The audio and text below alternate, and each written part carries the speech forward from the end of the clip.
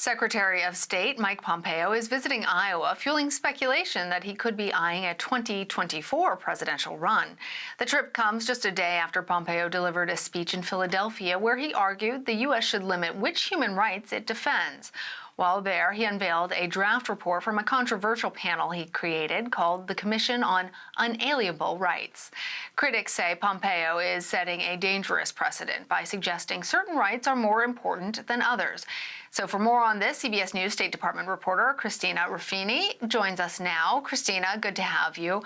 Tell us, why did the Secretary of State commission this report? What were its findings? And what was the focus of his speech when he unveiled it? Hi, nice to see you. So earlier this year, it was last year, when they unveiled this, they said the point of the commission was to go back to basics, to redefine what human rights were, because if everything is a human right, then nothing is a human right, and it all becomes irrelevant. So the secretary wanted to impanel this group to get back to basics and find out what the core human rights are that were universally accepted and that everyone could agree upon.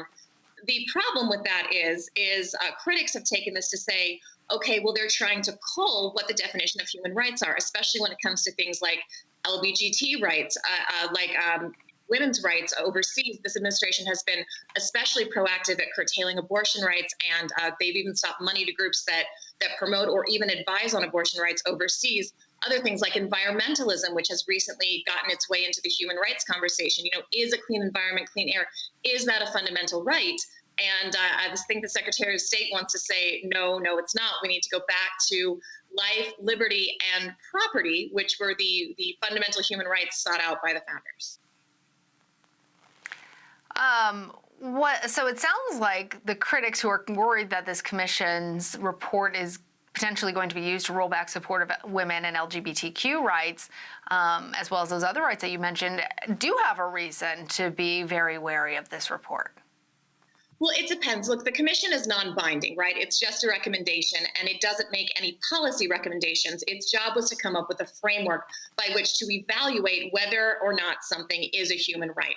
And one of the things it mentions is, it's more important to get rights that everybody, regardless of cultural specificities, can agree on, so that then individual countries can litigate those other smaller or more controversial issues. Now, again, critics would argue things like LGBT rights, women's rights, environment, those are not smaller issues. Those are universal issues that we should be discussing globally. However, this panel and the secretary would say those are issues for countries to work out themselves. We need to narrow this definition so that everyone can agree. Things like genocide cannot be tolerated. Things like the right to freedom of speech cannot be tolerated. However, in that same speech, he also took hits at freedom of the press. He went after the New York Times multiple times for their 1619 project, which examines the history of slavery, and said, it was a very dark interpretation of our history's founding. He said he didn't plan to unveil the report at this time, and did acknowledge what's going on in the country with the protests, and said, yes, the U.S. needs to acknowledge the evils of slavery. It needs to acknowledge what it did to Native Americans, but that's not all our country is. And the way our country was founded enabled us to get rid of those evils and make up for them, and we need to move forward from there. And people who dwell in that, like the New York Times, he said, are essentially giving Chinese Communist Party propaganda by which they can attack the United States. It was a very interesting speech.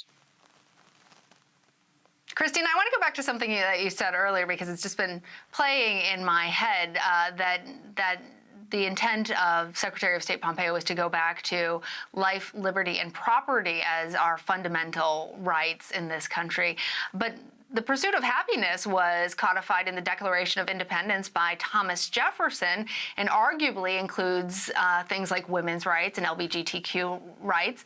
Is the pursuit of happiness not part of our inalienable rights?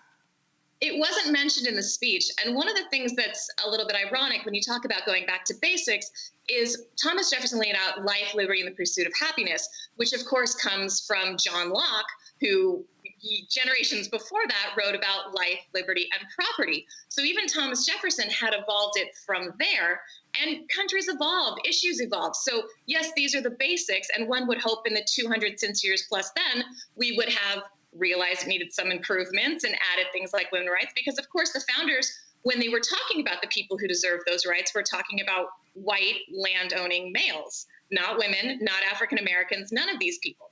So it's hard to justify going back to basics, especially in a climate when people are really examining and evaluating the history of our country and what it was built on the backs of slaves, people who came here and suffered and continue to suffer today. It's a difficult argument to make, to say that, yes, really, all these things that we've evolved as necessary rights over generations are too broad of a definition, and we need to go back to this very narrow definition that even strict constructionists of the Constitution would agree needs to be expanded and has been expanded just by the fact that women and African Americans and non-landowners now have the right to vote, which, I appreciate as a woman non-landowner. Yeah, it sounds like a particularly tone-deaf time for them to make that argument. But tell us what happens next. I understand that the draft goes through a 2-week public review process, and then might it have any impact, or is this really just one of those white papers that we'll never see again, that we'll debate in public from time to time? Look, I mean, it will have an impact in that this is the solidification of what I think this administration believes and wants to push forward as their perspective on human rights. So it matters in that this is their worldview kind of codified in this report. So when you're looking to understand why the secretary is making decisions, why he's supporting some policies over another, sometimes going back to this paper will be helpful in trying to figure out their thought process. And you can see, if this administration continues past November, which it very well could, I think you'll see more of this play out in the international sphere, and you'll start to look at the United States trying to cull the definition of human rights and trying to support and align itself with other countries that are of the same mind. But like I said, the report is non-binding. It doesn't make policy recommendations, so it's up to the secretary and to the administration how deeply they want to take those recommendations to heart, and what we see play out in foreign policy over the months and years to come.